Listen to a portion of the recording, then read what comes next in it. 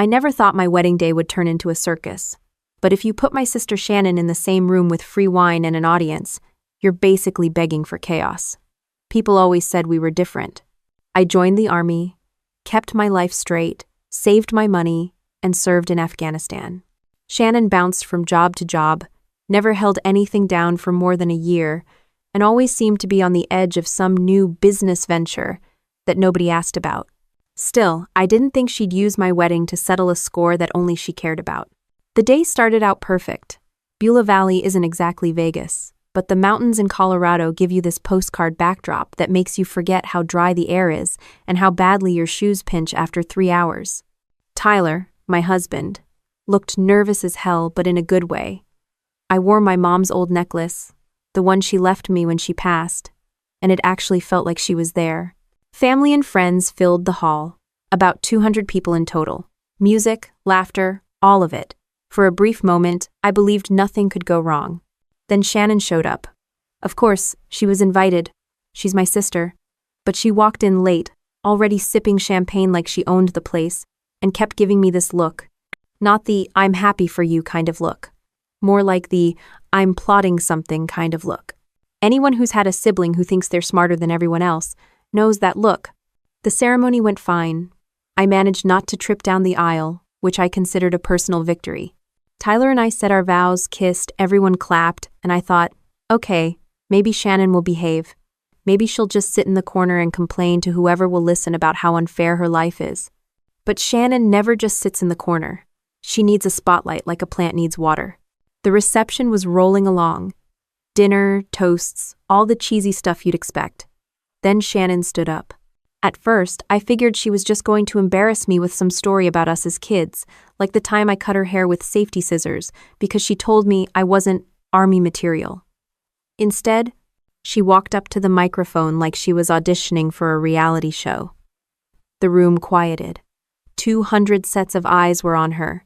She cleared her throat dramatically, and then she dropped the bomb. "Since we're celebrating family today," she said, "I think it's time Riley does the right thing.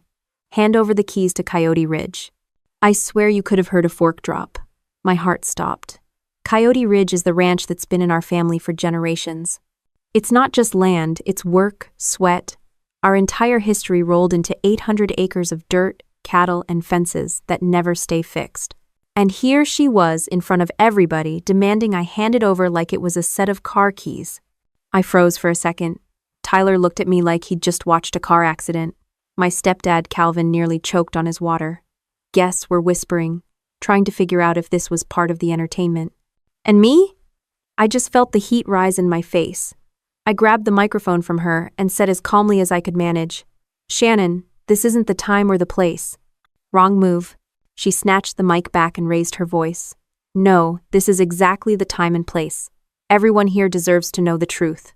Riley's been hoarding the ranch like it belongs only to her, but it's supposed to be family property. Hand over the keys, Riley. Do the right thing."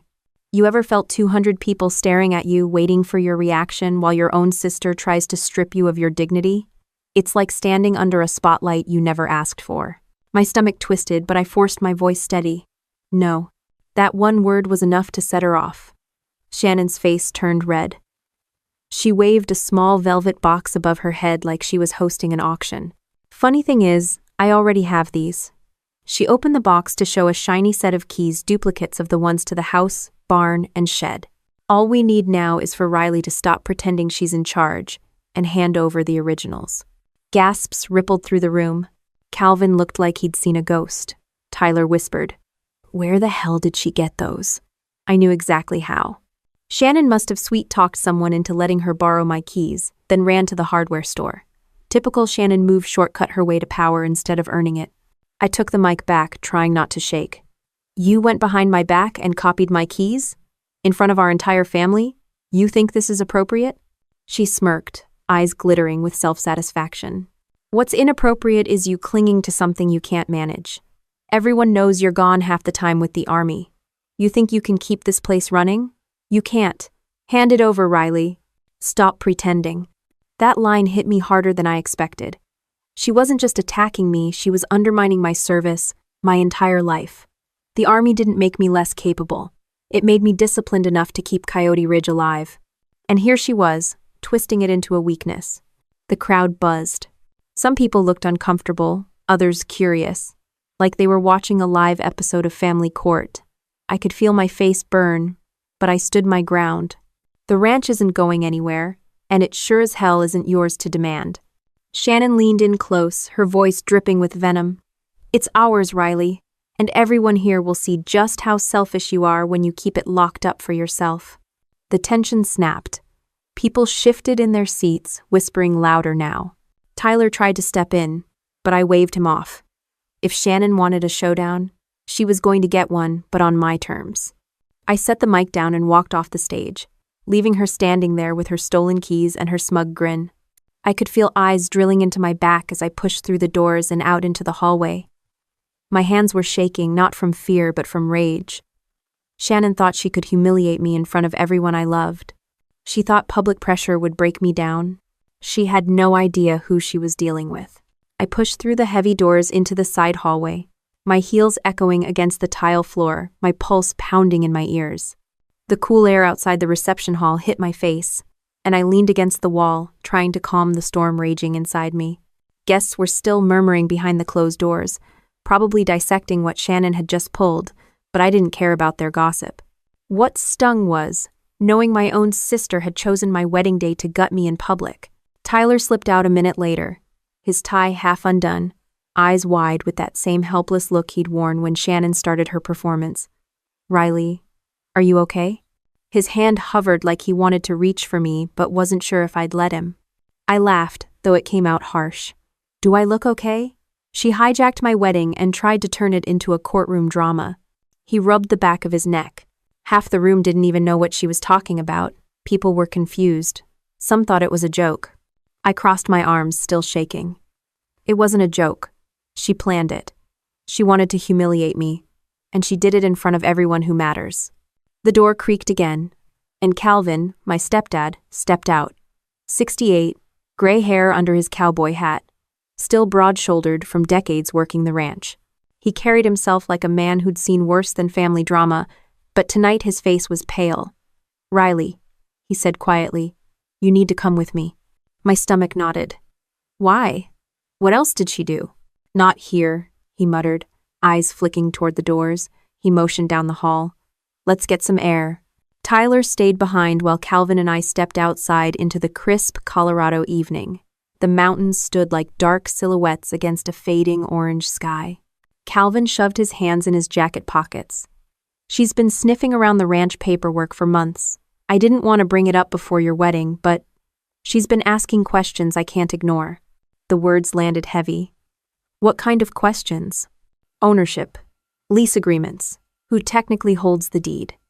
He hesitated, and I saw the guilt written all over his face.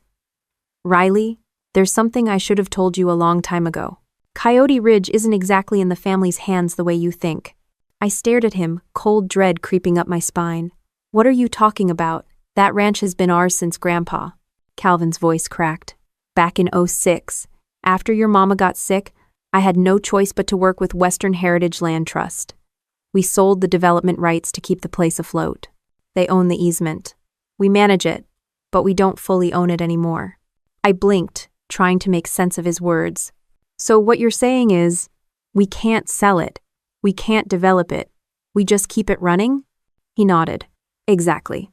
It's protected land. But Shannon doesn't care about that. She's been digging for a way around it. That stunt she pulled tonight?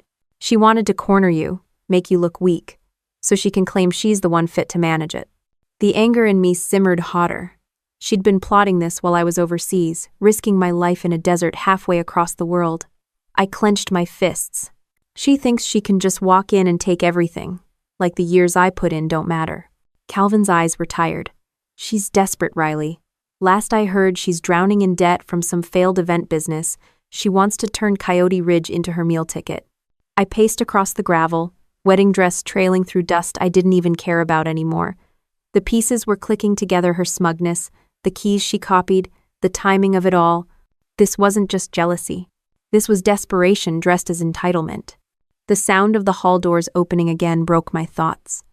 Two of my cousins walked out, whispering to each other, their eyes darting toward me before quickly looking away.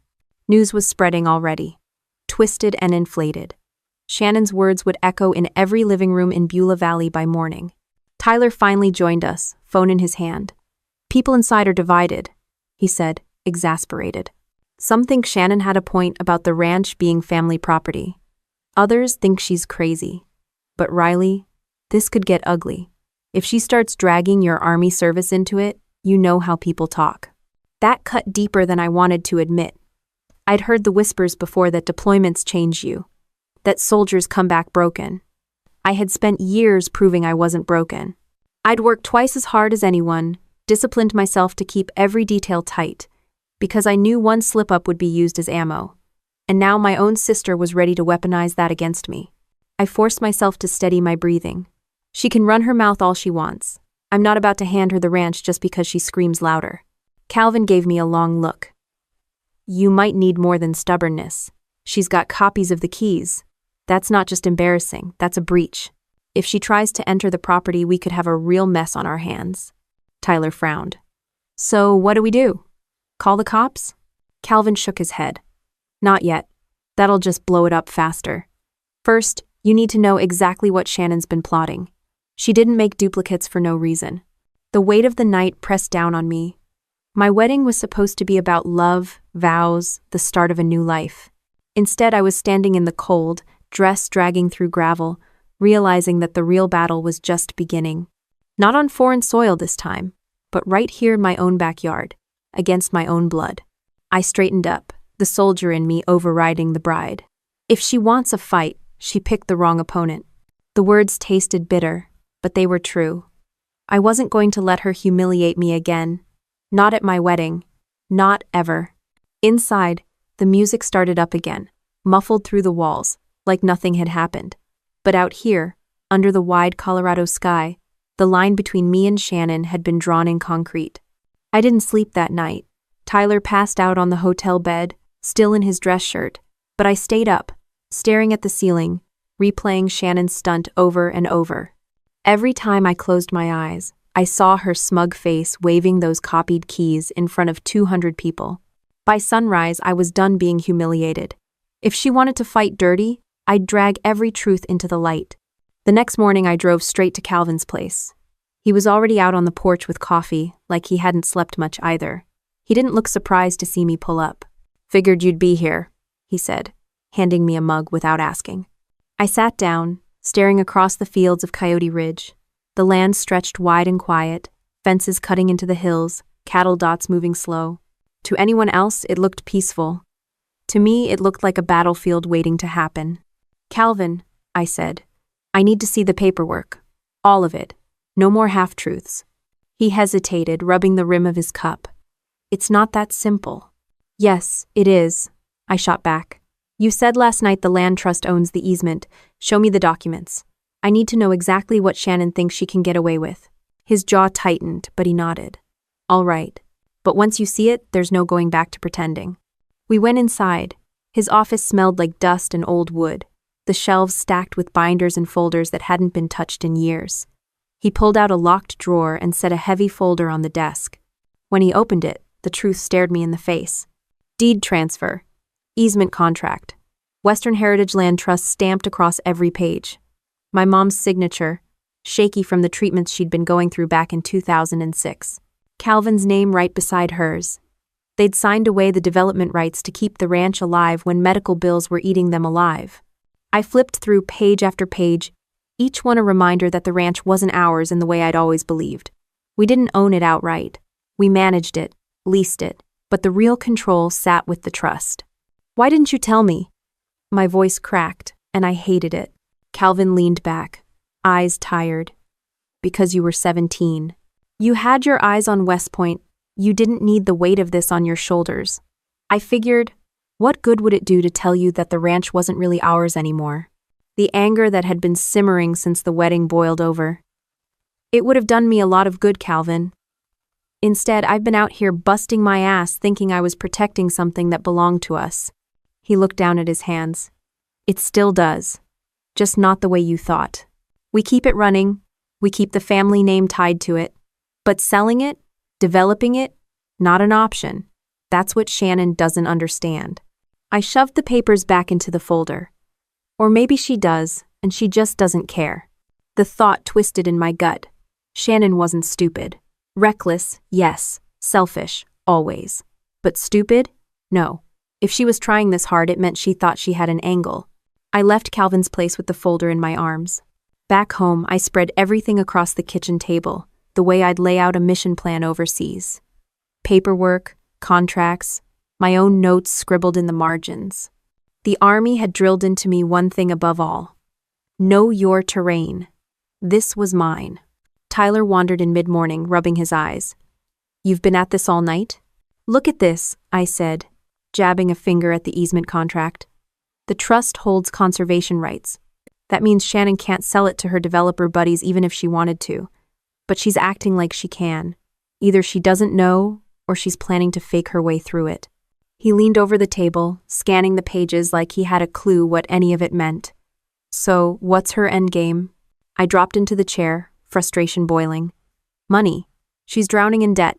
If she convinces people I'm unfit, she can muscle her way into managing the ranch. Then she uses it as leverage, tells some investor she can get around the trust. She cashes out, walks away, and leaves us holding the bag when it all burns down. Tyler frowned. Can she really do that? Not legally. But if she forges the right signatures, makes enough noise, and plays the victim, she can drag us through court for years, and that's enough to bleed us dry. The words felt heavy, but they were true. Shannon didn't need to win legally. She just needed to create chaos, and chaos was her specialty. That afternoon, I dug through more files, tax records, utility bills, old letters. That's when I found it. A receipt from a locksmith in town, dated 2 months ago, paid in cash. The service? Duplicate farm access keys. My stomach dropped. Proof. Shannon hadn't just guessed her way into those shiny duplicates she waved at the wedding. She'd gone behind everyone's back and hired a professional to copy them. I held the receipt up for Tyler. She's been planning this longer than we thought. She wanted control, and now she's building her case. One step at a time. He whistled low. That's insane. She's your sister. She stopped being just my sister when she declared war on me, I muttered, shoving the receipt into a separate folder labeled evidence. That evening, I drove back out to the ranch.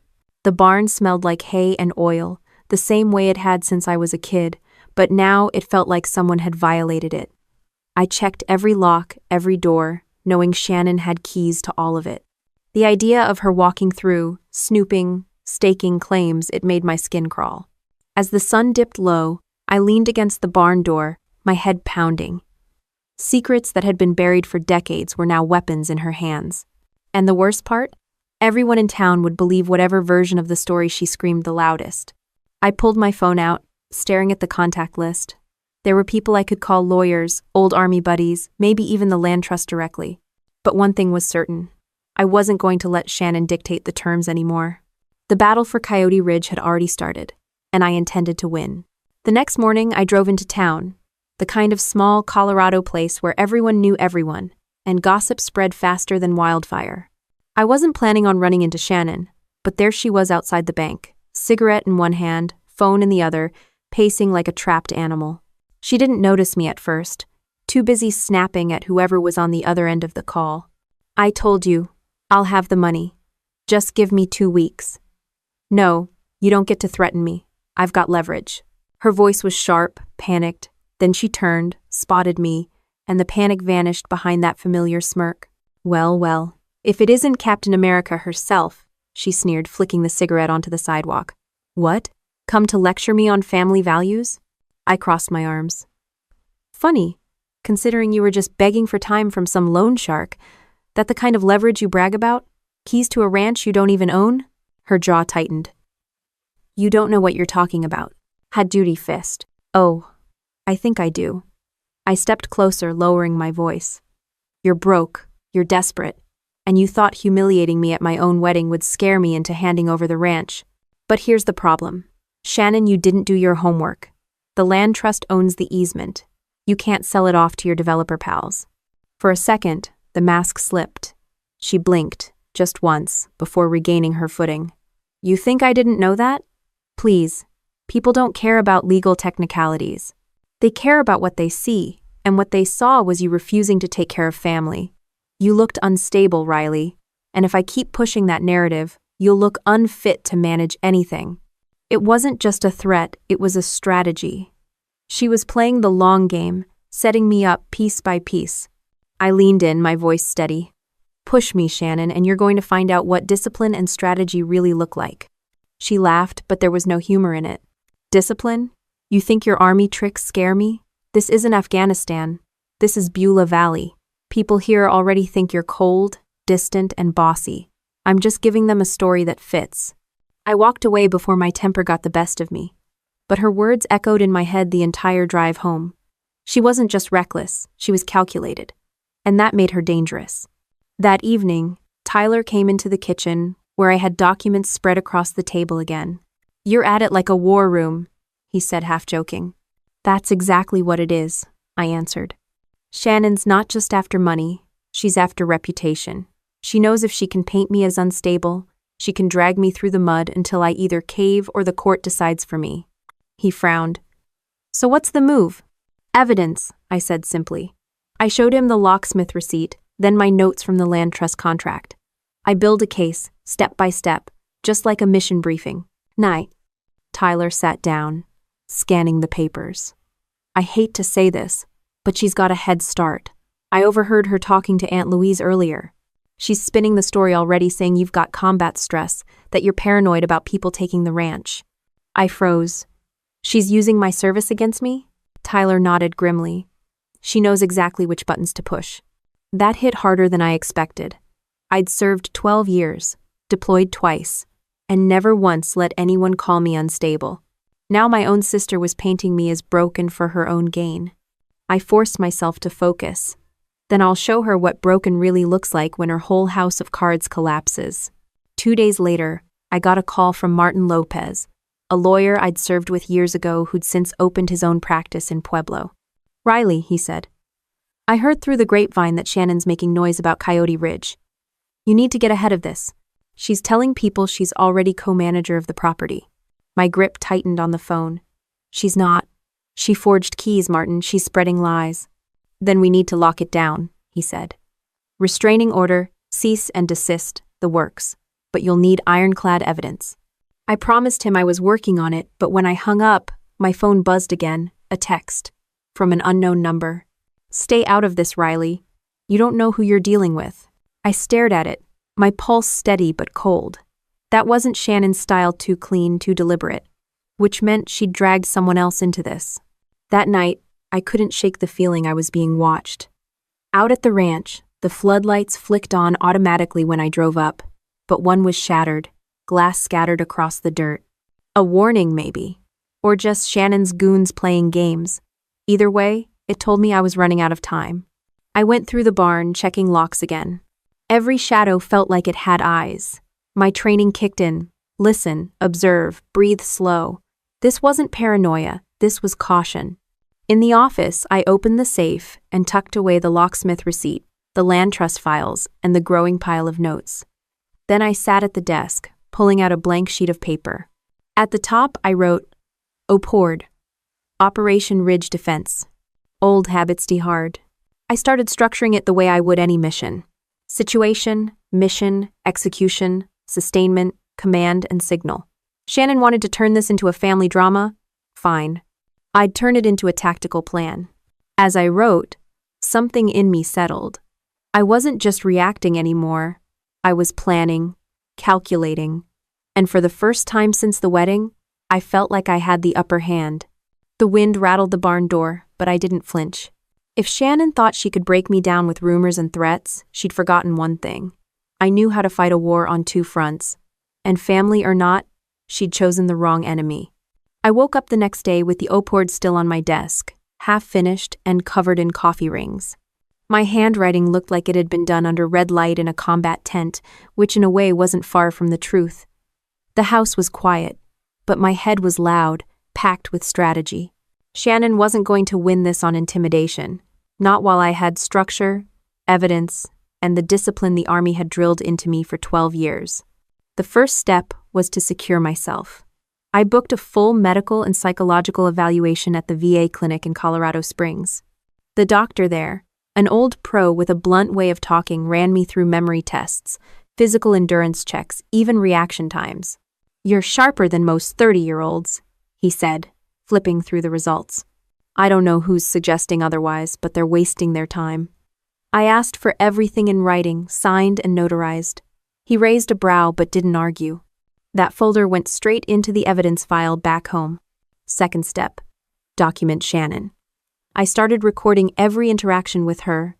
Colorado's a one-party consent state, which meant as long as I was in the conversation, I could record it. The first call came sooner than I expected. She rang me up at 9 a.m, sugar in her voice. "Riley, listen. I didn't mean for things to blow up like they did. You embarrassed me, I embarrassed you. Let's just move on." "Moving on means you stop lying about owning the ranch," I said, flat. Her voice sharpened immediately. "You think you're better than me because you wear a uniform. People don't care about your medals, they care about stability. And when the time comes, the court will believe me over you." I let her talk, every word sliding into the recording app. The arrogance in her tone wasn't new, but the confidence was. She'd clearly been promised something by someone. When she hung up, I labeled the file Shannon, Threats, 1, MP, 3, and backed it up twice. Evidence, not emotion. That was my new mantra. Step 3 was support. I called Martin Lopez, my lawyer friend, and told him everything I'd gathered so far. He whistled when I mentioned the locksmith receipt. "That's golden. Chain of custody, forgery potential, it's all there.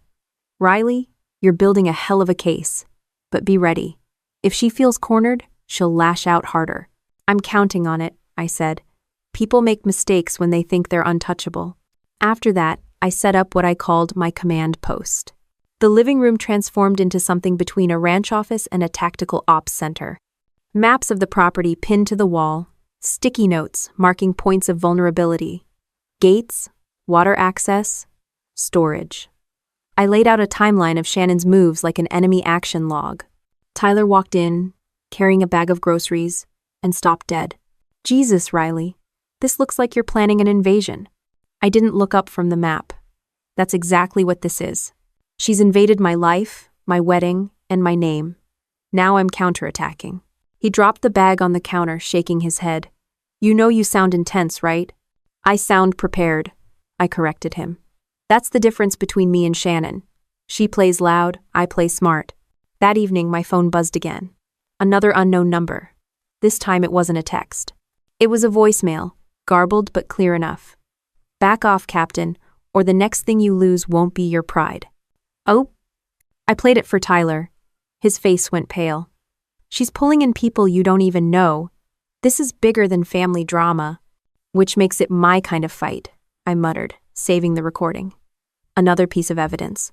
By the next morning, I decided it was time to go on offense. I called the Western Heritage Land Trust office and asked for an appointment. When I arrived in Pueblo, the office was modern and sterile, the kind of place that smelled like new carpet and legal contracts. A woman named Diane met me, flipping through a thick binder as I explained my sister's stunts. "Miss Grant," she said, adjusting her glasses, "our easement is airtight. Any attempt to sell or develop this land would be in violation. If your sister is trying to misrepresent ownership, we can issue a cease and desist immediately." "That's exactly what I want," I told her. She slid a form across the desk. "Fill this out, attach your evidence, and we'll draft the letter today. The trust has zero tolerance for people meddling with conservation property." Walking out of that office, cease and desist request in my bag, I felt steadier. Shannon thought she could bulldoze me with drama, but she was about to learn how cold paper and law could feel when used correctly. That night, I gathered Tyler and laid out the progress. I've got medical proof I'm stable. I've got recordings of her threats. I've got the locksmith receipt. And now I'll have the trust breathing down her neck. He nodded slowly. "It's solid, Riley. But she's not going to roll over. She'll double down." I almost smiled. Good. The louder she screams, the more reckless she gets. And reckless is easy to catch. The following day, I tested that theory. I called her directly. Speakerphone on, recorder running. "Shannon, the trust is aware of your behavior," I said. They'll be contacting you soon. There was a pause, then a sharp laugh. You think I'm scared of some conservation nerds? Please. Money talks, Riley. And I've got people willing to pay real cash for that land. They don't care about birds or trees. They care about development. You can't stop progress. Her words tumbled out like gasoline, and I let them burn. Thanks for making that clear, I said, hanging up. When I ended the call, Tyler looked at me wide-eyed. You baited her? Yep, I said, dragging the file labeled evidence closer, and she walked right into it. That night, I added another layer to the OPORD. Execution phase. It wasn't enough to defend. I needed to expose her. Every plan she had, every lie she spread, every threat she made, I'd drag it all into daylight. The barn lights flickered as the wind picked up outside, but I didn't budge. I'd been through worse storms in worse places. This was just another mission, another theater. And if Shannon thought family ties would keep me from going full force, she was about to find out how wrong she was. The morning after I baited Shannon on the phone, a courier knocked on my door with an envelope stamped by the Western Heritage Land Trust. Inside was the official cease and desist. The letter was crisp, 3 pages long, and left no room for interpretation. Shannon had no legal authority to represent, sell, or alter the ranch in any capacity. Any further action on her part would be considered fraud and subject to prosecution. I slipped the letter into my evidence folder like it was another bullet in the chamber. Shannon thought she was tough, but I knew the sound of live rounds when I heard them, and this one was aimed right at her. That afternoon, Martin Lopez drove down from Pueblo to go over everything with me. He spread the paperwork across my dining table like we were prepping for trial. Riley, he said, tapping his finger on the cease and desist, this is good, but it won't be enough on its own. Your sister's been making a lot of noise in town. She's framing this like you're unstable, maybe dangerous. If she files for an emergency guardianship hearing, she could drag you into court before you're ready. I stared at him. Guardianship? Like I can't handle my own life? Exactly, he said. It's an ugly tactic, but I've seen it before.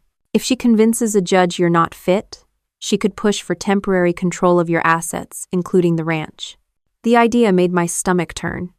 Shannon waving fake documents was one thing, but her walking into a courtroom with a story about me being mentally unfit? That was a whole different battlefield. Martin leaned forward. We need to preempt her. File for a restraining order, get your medical evaluations on record, and be ready to countersue if she tries anything. End of 40. So that's what we did. I drove to the county courthouse with Martin and filed paperwork for a temporary restraining order. The clerk, a woman who looked like she'd seen every kind of family drama imaginable, raised her eyebrows as she flipped through my evidence. Keys copied without consent, threats, and now public humiliation? She muttered. This one's going to be messy. Messy doesn't scare me, I told her. By the time I left the courthouse, I felt lighter. The legal system might be slow, but I'd put Shannon on the defensive for once. That night, though, the fight got uglier. When I came back from checking fences on the west pasture, I found an envelope taped to my front door. No address, no return name, just my name scrawled in black marker. Inside was a single sheet of paper with cutout magazine letters glued across it. Quit now or regret it.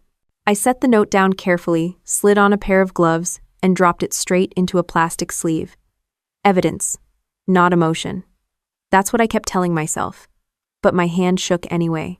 This wasn't just Shannon throwing a tantrum. She'd either made the threat herself or let someone else into her scheme. Either way, it meant escalation.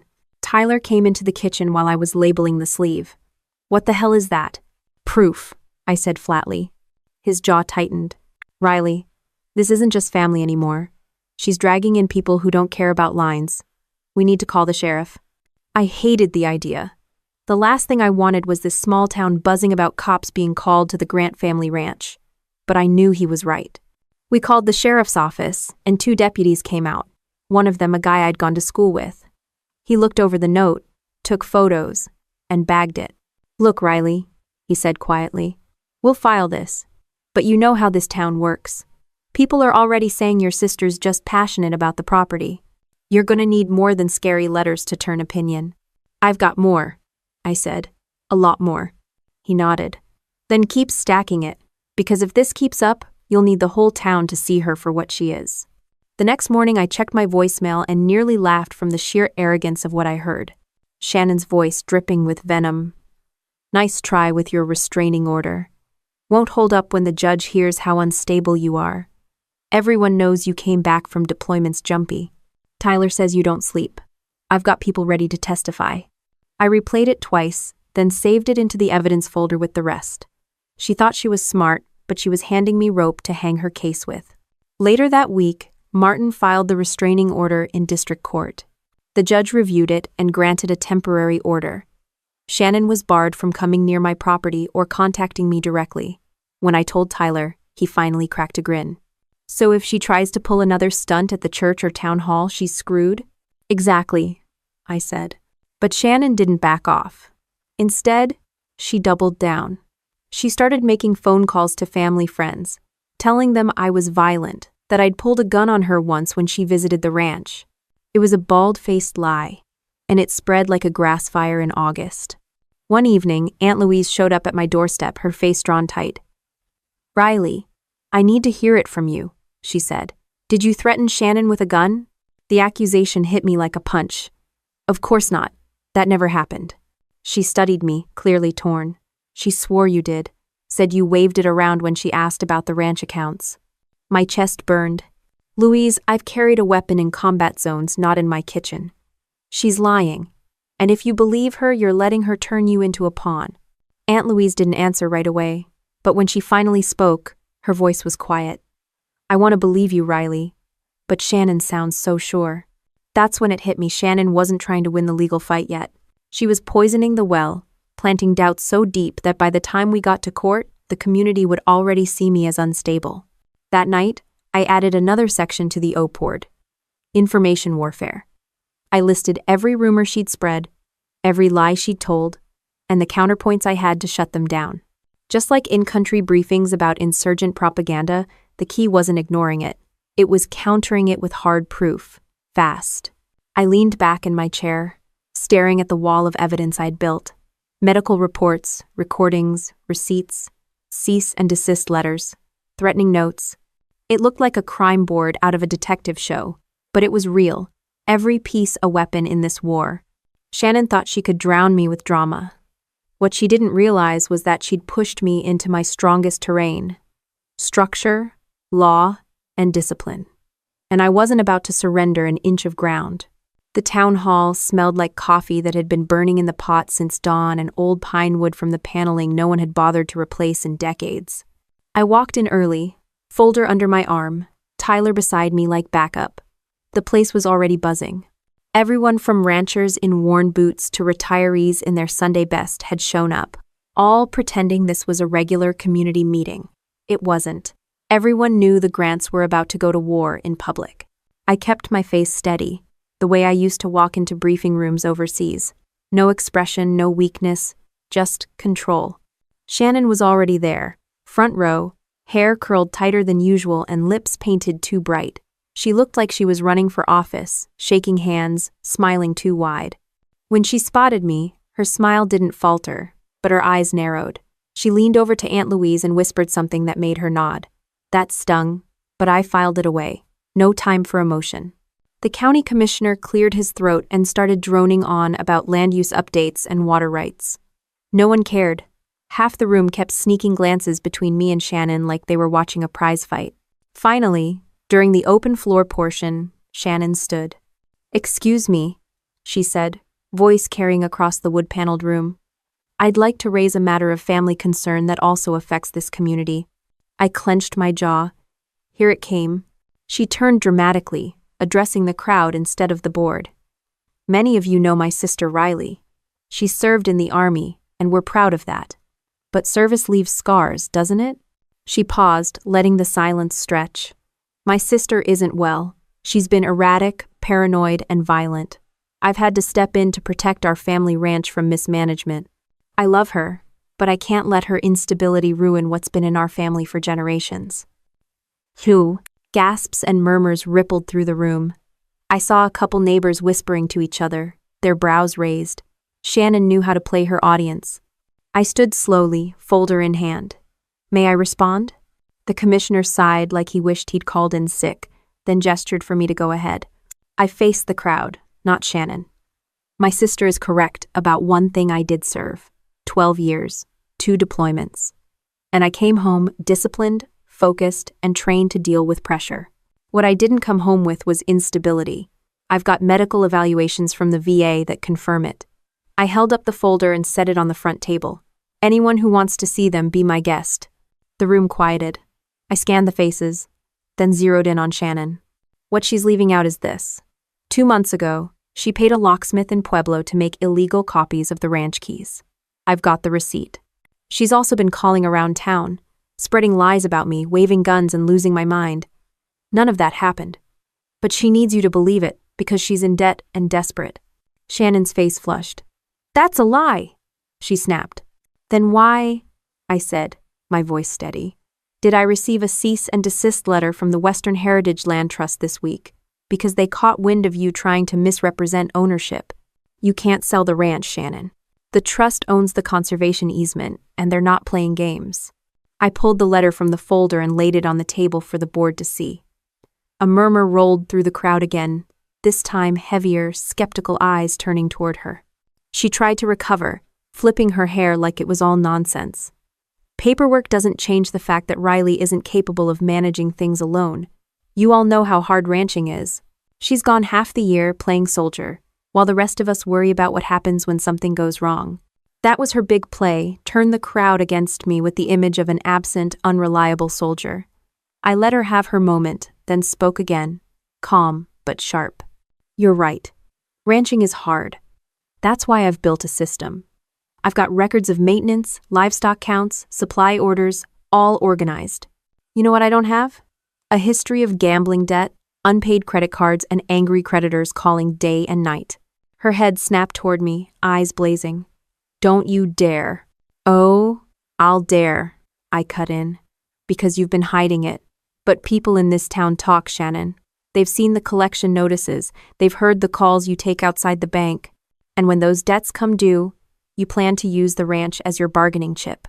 0. The commissioner finally stepped in, banging his gavel. Enough. This isn't a courtroom. Take your family matters out of this meeting. But the damage was done. The crowd wasn't looking at me like I was unstable anymore. They were staring at Shannon, whispers spreading faster than she could fake another smile. After the meeting adjourned, people came up to me quietly. Old ranchers, neighbors, even a few who had clearly been on her side before. They didn't say much, just pats on the shoulder, nods, small gestures that told me the tide was turning. Outside, Shannon stormed toward me, heels clicking on the cracked pavement. You think you've won something? She hissed. All you've done is embarrass yourself. I met her glare without blinking. Funny. That's exactly how I'd describe what you just did. She pointed a finger at me like a dagger. You don't understand the people I'm working with. They don't care about your little cease and desist. And when they're done, you'll wish you just handed it all over. Tyler stepped between us, his voice low but firm. Back off, Shannon. She smirked, but there was something brittle in it now. Enjoy your little victory lap. It won't last. Then she turned on her heel and marched off, phone already in hand. Tyler let out a breath. She's cracking. Not yet, I said, watching her disappear down the street. But she will. Because now she knows she's losing ground. And people who are cornered like that, they make mistakes. Big ones. We got into the truck and drove home, the night air heavy with dust and tension. My phone buzzed on the way back, a voicemail from Martin. I put it on speaker. Riley, it's Martin. Just got word Shannon's lawyer filed notice with the court. She's pushing for an emergency hearing to challenge your fitness to manage the ranch. It's official now. I'll prep everything, but brace yourself. This is going to court. I kept my eyes on the dark highway ahead, the headlights cutting into the night. My grip tightened on the wheel, but my voice stayed even. Good. Let's end this where it counts. 2 days after the community meeting, I was out by the north pasture, checking fences, when a white SUV kicked up dust down the ranch road. It pulled up, and out stepped 2 people in sharp suits who looked about as natural in Beulah Valley as penguins in Arizona. One introduced herself as Claire McIntyre, legal counsel for the Western Heritage Land Trust. The other was Scott Fields, their operations manager. Miss Grant, Claire said, straight to the point. We're here because your sister has been contacting potential buyers, implying she has authority over this property. That's a violation of the easement contract. That. I wiped sweat from my forehead with the back of my glove. You're telling me something I already know. I've got receipts, recordings, even a locksmith bill. She's been building her scam for months. Scott nodded, flipping through a tablet. We've confirmed she's reached out to 3 different development firms in Denver. She promised them access and preliminary rights. They've been calling us furious since our cease and desist went out. The image of Shannon sitting pretty on her phone, spinning fantasies for investors, made my blood boil. What are you going to do about it? I asked. Claire adjusted her glasses. We're drafting a formal letter threatening litigation if she continues. And we'll be issuing a public notice clarifying that Western Heritage holds conservation rights, meaning no development is possible. That was better than I'd hoped. Good, I said. She thrives on smoke and mirrors. Take away her stage, and she's got nothing. Claire glanced at me over the rim of her glasses. Miss Grant, she's already damaged your reputation. Investors don't like messy family disputes, even if the law is clear. You need to understand we'll protect the easement, but if this drags on, it could hurt your position as manager. The words stung, but they were honest. I gave a tight nod. I'll clean up my side. You handle yours. Ves. By the time they left, dust trailing behind their SUV, I felt like I'd been given reinforcements. Shannon had no idea what kind of fight she'd picked when she went up against a conservation trust with lawyers on speed dial. That evening, I called Martin to update him. He practically cheered when I told him about the investors bailing. That's it, Riley. She's losing her power base. No money coming in, no leverage. Keep stacking the evidence, though. Court isn't about who's right, it's about who can prove it. I knew he was right, so I kept digging. Late that night, I was going through mail stacked on my kitchen counter when I spotted a credit card bill with Shannon's name on it wedged in the wrong pile. It must have been delivered to me by mistake. The charges made my eyes widen. Designer clothes in Denver, hotel stays, even a $4,000 consulting fee to some unknown firm. She wasn't just reckless, she was bleeding money by the gallon. Tyler walked in, rubbing his eyes. You're still up? I shoved the bill across the table. Look at this. She's burning through cash like it grows on the cottonwoods. No wonder she's desperate. He scanned the page, whistling low. She's sinking her own ship. I leaned back, arms crossed, and trying to drag me down with her. The next morning, the storm broke. Shannon showed up at the edge of the ranch, ignoring the restraining order, yelling my name loud enough for the cattle to stir. Tyler tried to hold me back, but I marched out anyway, recorder already running in my pocket. She stood there, in her heels, sinking into the dirt, hair a mess, face red. You think you've won because the trust sent some letters? You think that scares me? I kept my voice level. What scares me is how far you've sunk. You're harassing investors, trespassing on my property, and lying to the whole town. It's over, Shannon. Her eyes burned. No, it's not. You think the trust cares about you? They'll cut you out the second you're not useful. At least I know how to play their game. You're just a soldier pretending to be a rancher. That one hit hard, but I didn't flinch. Better a soldier with discipline than a sister with nothing but debt and lies. She sneered, but her voice cracked. You're going to regret this, Riley. When I'm done, you won't have a name left in this valley. I didn't respond. I just let the recorder capture every word. By the time she stormed off, leaving tire marks in the dirt like claw marks, I felt drained but steady. Another piece of evidence. Another step toward her undoing. That afternoon, Claire from the trust called me. Miss Grant, your sister violated the cease and desist again today. We're filing for an injunction. That means if she keeps this up, she could face contempt charges. I closed my eyes for a moment, relief mixing with exhaustion. Do it. She won't stop until someone forces her to. End quote. The next community ripple came fast. News of the trust's injunction spread like wildfire. Developers pulled out completely, the rumor mill turned, and for the first time, Shannon wasn't the one controlling the narrative. She was losing ground. That weekend, I walked into the local diner with Tyler, and the chatter dropped. Not because of me, but because Shannon was sitting in the corner, sunglasses on indoors, trying to look unfazed.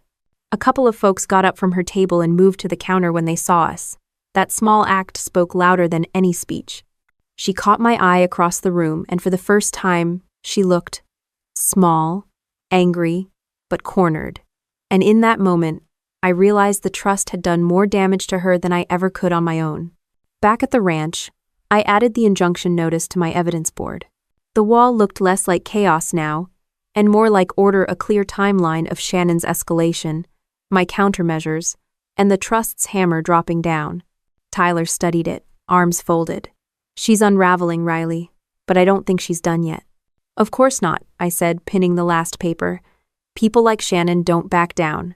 They detonate. The cattle lowed in the distance. The wind rattled the windows, and I stood there staring at the wall. Every instinct told me the hardest part wasn't over. Shannon had lost her investors and her narrative, but that only made her more dangerous. And I wasn't about to let my guard down. The kitchen table looked less like a place to eat, and more like a tactical operations center. Papers stacked in neat rows, labeled binders, color-coded tabs. It was the closest thing to a war map I'd had since my last deployment. Tyler leaned against the counter, arms crossed, shaking his head. You've turned this house into Fort Knox, he muttered. Command post, I corrected without looking up. If Shannon wants a courtroom battle, I'm treating it like a combat mission. No sloppy moves. I pinned another sheet to the corkboard, Shannon's voicemail about me being unstable after deployment. Right beneath it, I tacked up my VA medical evaluation, clearing me of any issues. Side by side, the lie and the proof. Evidence wasn't just about collecting, it was about contrast. Tyler walked closer, scanning the wall. She's still pushing signatures, you know. Aunt Louise called me yesterday. Shannon asked her to sign a statement saying Mom intended the ranch to be managed equally between both of you. She refused, but others might not. That made my jaw clench. Forged or coerced statements could poison the water fast. Then we make sure the judge sees every real document before Shannon can waive her fake ones. End quote. I sat down and opened my laptop, drafting a timeline of everything. The locksmith receipt, the copied keys, the fake investor pitches, the cease and desist, the injunction, each incident with date, time, and backup evidence.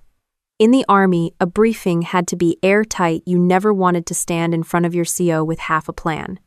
Court wasn't any different. That evening, Martin called. Riley, the emergency hearing is set for 3 weeks from today. It's a preliminary to determine if Shannon's claims have any validity. This isn't the full trial, but it's your first chance to crush her credibility.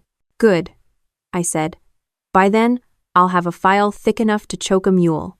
He chuckled. That's the spirit. One more thing you'll need: character witnesses, people who can testify to your stability, your management, and your service record.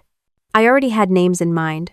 My old CO, Colonel Briggs, who'd seen me lead a convoy under fire. The local vet, Dr. Palmer, who knew I never missed livestock health checks. Even the sheriff's deputy, who collected Shannon's threatening note, could vouch for the harassment. The next morning, I drove to town and started making calls. The colonel agreed immediately, his voice booming through the line.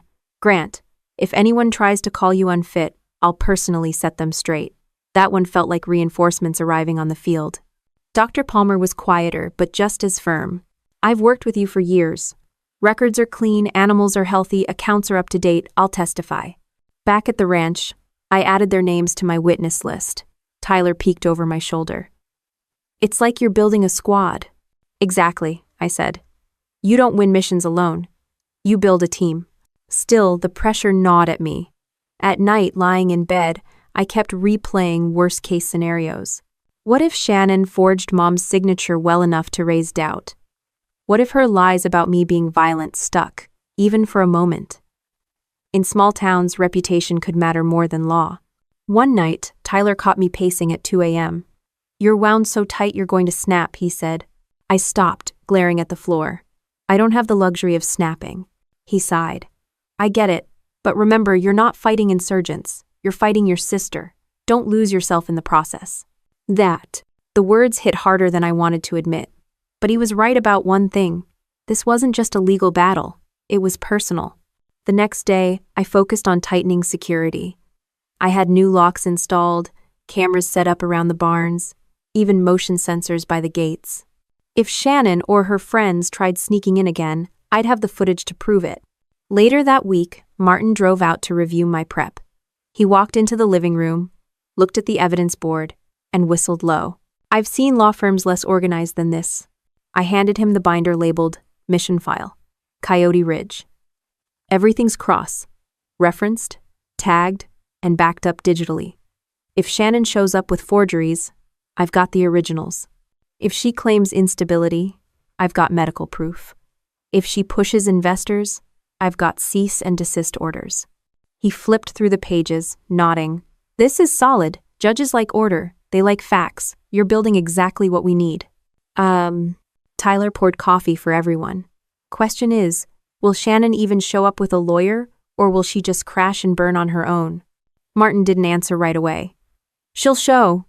People like her can't resist the stage. But that's good. The more she talks, the more she exposes herself. That evening, I sat on the porch, watching the sun sink behind the Rockies. For a moment, the air was quiet, the cattle lowing softly in the distance.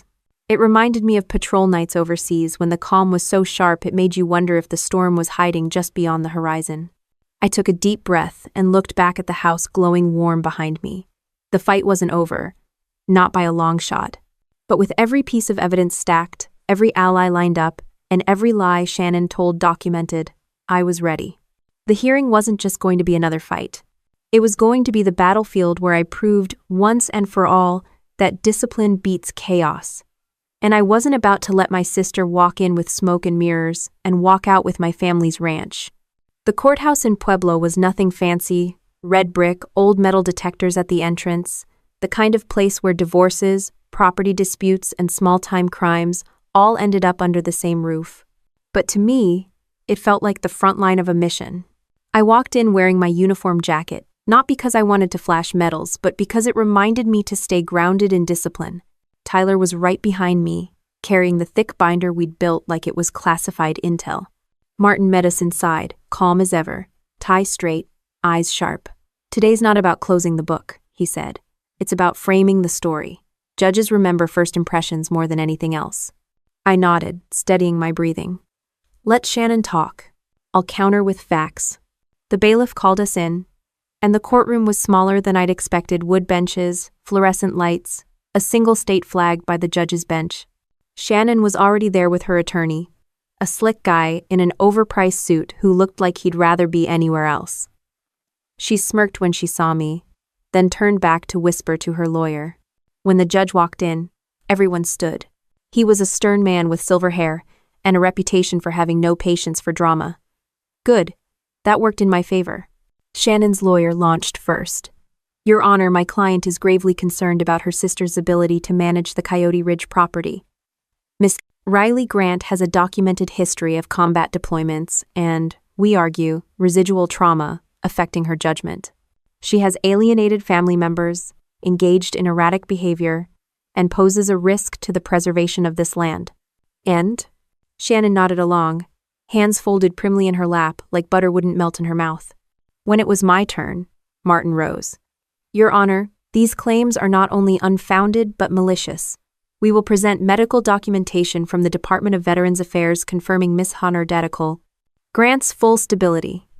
We will also demonstrate a pattern of harassment, forgery, and misrepresentation by the petitioner, Shannon Grant. The judge leaned back, expression unreadable. Proceed. Line. Shannon's lawyer called her to the stand first. She walked up with the air of a martyr, hands clasped, voice soft. I love my sister. Truly, I do. But she's changed since her service. She doesn't sleep, she's paranoid about people taking the ranch, and she's lashed out at me. I'm just trying to protect our family's legacy. I kept my face still, but inside the anger simmered. Protect the legacy? She was trying to sell it out from under us. Martin cross-examined her with surgical precision. Miss Grant, did you or did you not hire a locksmith in Pueblo 2 months ago to duplicate keys for Coyote Ridge? Shannon's eyes flickered. I wanted backup keys, in case of emergencies. Interesting, Martin said smoothly. Because the receipt shows you paid in cash, not with the family account, and you had no authorization. Would you like to explain why an emergency requires secrecy? Her lawyer objected, but the judge overruled. Next, Martin pulled out the cease and desist letter from the land trust. Your Honor, this document proves that Shannon Grant contacted multiple investors. misrepresenting herself as an authorized seller of the property. The trust itself has filed an injunction against her. This isn't about legacy. This is about money. The judge's eyes narrowed at Shannon. She shifted uncomfortably in her seat, lipstick fading as she chewed her lip. When it was my turn to take the stand, I walked up with my folder. Martin handed me the VA evaluation first. "Miss Grant, what is this document?" "It's my medical and psychological evaluation from the VA. It states I'm in full health, mentally and physically." "And why did you request it?" "Because my sister was spreading lies about me being unstable. I wanted proof of the truth." He nodded, then played the recording of Shannon's voicemail. Her voice filled the room. "Everyone knows you came back from deployments jumpy. Tyler says you don't sleep. I've got people ready to testify." The judge's face hardened. "Is that your voice, Miss Shannon Grant?" She sputtered. "Well, yes, but I was upset." The judge cut her off. "Upset is one thing. Fabricating testimony is another." Martin laid out the threatening note, the locksmith receipt, the investor emails, all in order. Piece by piece, the story built itself. Shannon's desperation, her lies, her reckless attempt to grab control. By the time Martin finished, even Tyler looked stunned at how damning the evidence looked when stacked together. Shannon's lawyer tried to regain footing, throwing out accusations about me being militaristic and intimidating, but Martin calmly countered each one with hard proof and witness statements. At one point, Shannon lost her composure completely. She snapped at Martin on cross, raising her voice. "You don't know what it's like to watch her come home different. She thinks she's better than everyone. She's always been like this." The judge banged his gavel. "Control yourself, Miss Grant. This is not a therapy session." Silence fell heavy after that. When the hearing recessed for lunch, I stepped outside with Tyler. He handed me a bottle of water, his hand brushing mine. "You held your ground," he said quietly. "I didn't come here to lose," I replied, drinking deep. My throat was dry, but my resolve was steel. Back inside, Martin wrapped up with closing remarks. "Your Honor, this case is not about instability, it's about control. Shannon Grant has attempted to forge authority where none exists. She has lied to this court, this community, and to investors. Riley Grant has done the opposite. She's provided clear, verifiable evidence. We ask that the court recognize Shannon's actions for what they are, fraudulent." The judge sat back, hands folded. "I've heard enough for today. I'll review the evidence and render a decision shortly. Court is adjourned." The gavel hit wood, echoing sharp in the room. As people shuffled out, Shannon shot me one last look, eyes narrowed, lips curled in something between a sneer and a plea. She wasn't beaten yet, but she knew the ground had shifted under her feet. I walked out into the bright Colorado sun, binder under my arm, chest tight but steady. This wasn't over until the decision was read. But for the first time, it felt like I wasn't just surviving Shannon's attacks, I was dismantling them. The courthouse smelled faintly of lemon polish the morning the judge returned to deliver his ruling. I walked in with Martin on one side, Tyler on the other, and my binder tucked tight under my arm. Shannon was already seated at the petitioner's table, her lawyer whispering furiously into her ear while she stared at the judge's bench like she could bend the outcome by sheer will.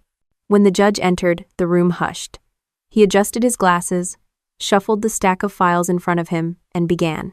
"This case has raised significant questions about property management, family responsibility, and credibility. I have reviewed all submitted evidence carefully. I'll agree." My stomach was a coiled spring, but my face stayed still. The judge continued. "On the matter of Shannon Grant's claims regarding her sister's instability, I find no evidence to support them.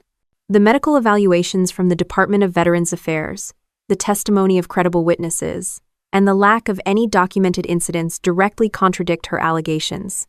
These claims are unfounded." A murmur rippled through the courtroom. Shannon's face flushed deep red, but she kept her eyes glued forward. "Furthermore," the judge said, voice sharpening, "I find that Shannon Grant acted in bad faith. She misrepresented ownership of the Coyote Ridge property to potential investors. She duplicated keys without authorization. She attempted to coerce relatives into signing misleading statements.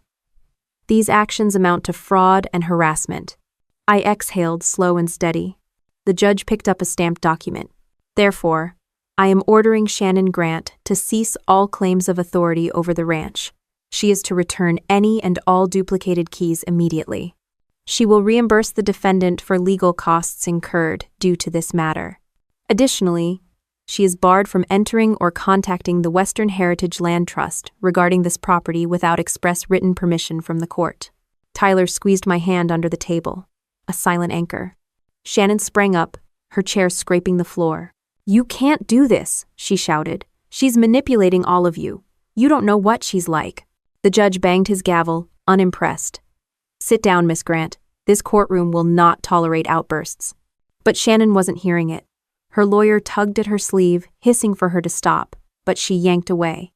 "She thinks she's some kind of hero because she wears a uniform. She's not. She's cold. She's controlling. She stole everything from me." End of treat. Her voice cracked on the last words, echoing across the wood-paneled room.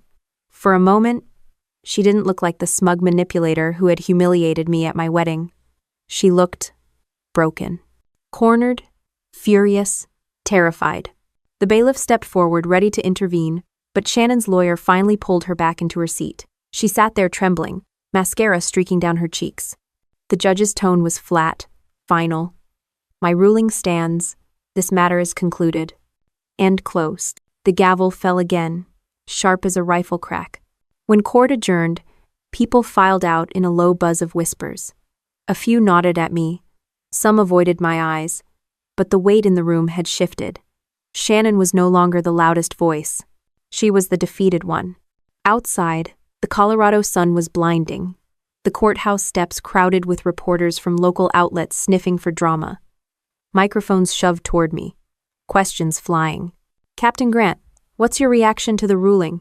Do you plan to press criminal charges? What happens to the ranch now?" I kept my voice calm, clipped. The court made its decision based on facts. That's all I have to say. Then I walked past them, Tyler and Martin flanking me like bodyguards.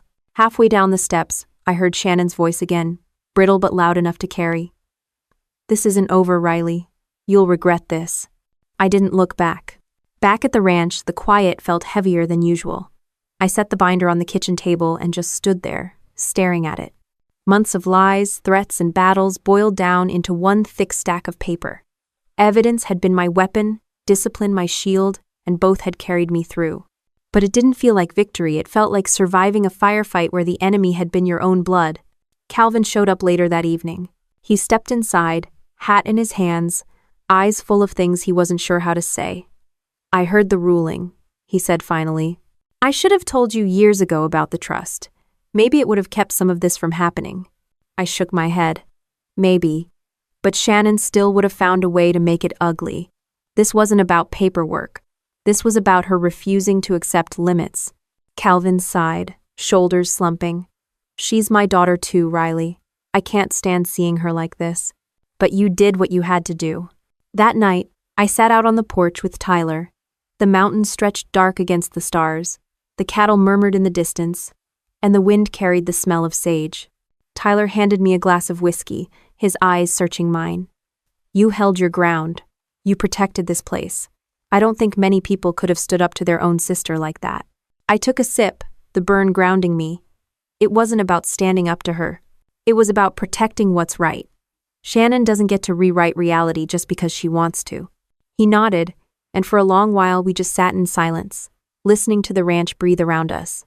Inside, the evidence board still hung on the wall, every note and receipt a reminder of the war I'd just fought. I thought about tearing it down, but something stopped me. Not yet. It wasn't about obsessing over Shannon anymore, it was about remembering the line I'd had to draw. Family or not, some battles couldn't be ignored.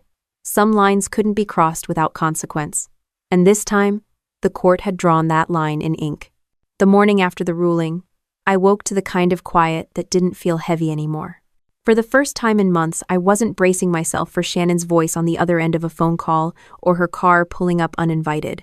The storm had passed, but the damage she left behind was still sitting in front of me, scattered across legal papers, unpaid bills, and the reality of what it would take to keep Coyote Ridge alive. I poured coffee and sat with Calvin at the kitchen table. He looked older than I remembered, worn down by years of bad choices and divided loyalties. "The trust wants to meet with you again," he said quietly. "They know the ruling changes things. They're open to talking about a buyback arrangement. And my pen hovered over the edge of a notepad. I'd been waiting for that call. Do they think I can afford it? Calvin shrugged. They don't expect you to write a check tomorrow. They know you've got your VA benefits, your savings, your insurance from mom's policy. They're willing to structure something that keeps the land in the family. I nodded. It wasn't just about land.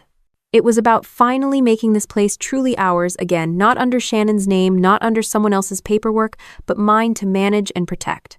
That afternoon, I sat across from the Trust's board in their Denver office. The conference room was glass and steel, a world away from the dirt roads and creaking fences of Coyote Ridge. Margaret, the chairwoman, folded her hands and looked me straight in the eye. Captain Grant, your discipline throughout this process has impressed us. We want the ranch to stay in capable hands. If you're willing, we're ready to sell back the central portion of the property at a favorable rate. They laid out the numbers. It was still a mountain, but it was climbable with a combination of VA, loan eligibility, a small mortgage, and insurance money I'd been holding back since Mom's passing. For the first time, it felt within reach. When I signed the first set of papers weeks later, I felt the weight shift off my shoulders. It wasn't the whole ranch, not yet, but it was enough to anchor it under my name. Enough to keep Shannon's claws out forever. Back at Coyote Ridge, Tyler was already patching the fence line, and Calvin was running cattle through the south pasture. Life had a rhythm again, one that didn't involve emergency binders or courthouse calendars. Shannon, on the other hand, had gone silent. Word spread she'd packed up and left Beulah Valley, her reputation shredded after the ruling and her investor schemes collapsing overnight. People stopped answering her calls, the same way she'd once tried to isolate me. Karma had finally caught her, and this time, I didn't have to lift a finger. One evening, I stood at the ridgeline as the sun fell behind the Rockies, painting the valley gold. Tyler walked up beside me, sweat still clinging to his shirt from the day's work. Feels different, doesn't it? He said. Feels like home again, I answered. And it was true. For the first time, I wasn't living in someone else's shadow, not Shannon's, not the Trust's, not even the lingering doubt she'd tried to plant in my head. A week later, the community gathered at the Grange Hall for a harvest dinner. The same people who'd whispered at my wedding now came up to shake my hand, clapping me on the back, saying things like, "Glad you held firm, Riley," and took guts to face her down. I smiled politely, but inside, I knew it wasn't just guts. It was training. It was the discipline the Army had drilled into me, the same skills Shannon mocked when she said I was too rigid or too cold. Those skills had saved this place. After dessert, Margaret from the Trust pulled me aside. "You know," she said, "family revenge stories usually leave nothing but ruins behind. What you did was different. You didn't burn it down, you rebuilt it." Her words stuck with me. She was right. The fight with Shannon hadn't just been about land. It had been about setting boundaries, about proving that loyalty and truth could outlast lies and manipulation. The next months were filled with hard work. Early mornings checking water troughs, late nights balancing the books, and weekends hauling supplies.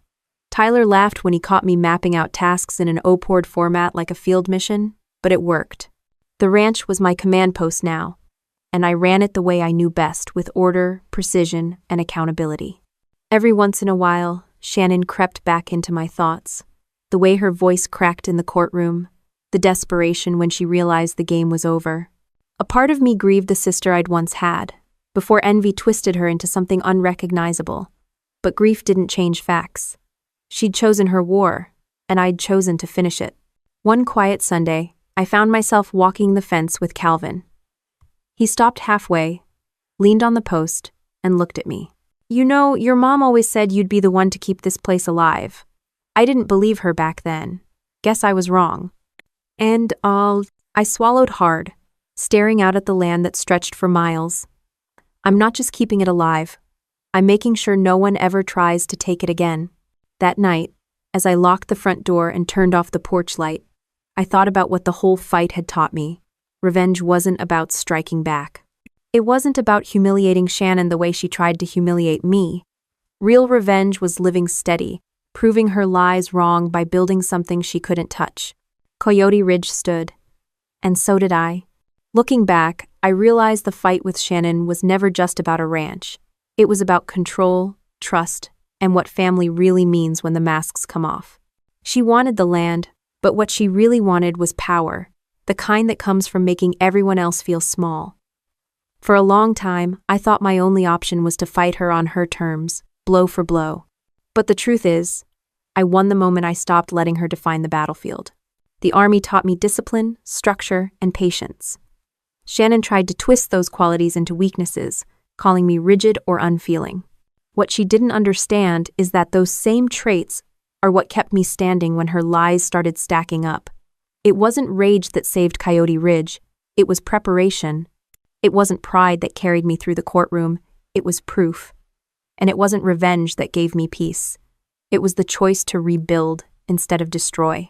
Family revenge stories usually end in scorched earth brothers not speaking to sisters, mothers and fathers turning on each other, legacies shattered because nobody knew when to stop. My story didn't avoid the pain or the betrayal, but it showed me that revenge doesn't always have to mean matching cruelty with cruelty. Sometimes it's drawing a line, standing your ground, and showing the world that no one gets to rewrite your story for their own gain. Shannon lost more than a court case. She lost the right to call herself part of this family, because family doesn't manipulate, forge, and humiliate. Family protects even when it hurts.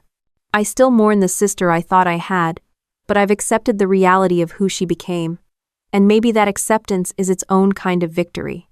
Now, when I walk across the ridge at sunset, I don't feel bitterness in the soil. I feel stability. I feel the weight of responsibility, yes, but also the strength of knowing it's mine to carry, not hers to steal. This land has seen droughts, storms, and decades of hard work. It can survive a jealous sister, and so can I. In the end, the best revenge wasn't breaking Shannon down, it was standing taller myself. The ranch is alive, I'm still here, and no matter what she tried, I didn't bend. That's the kind of victory you don't need to shout about. You just live it every single day.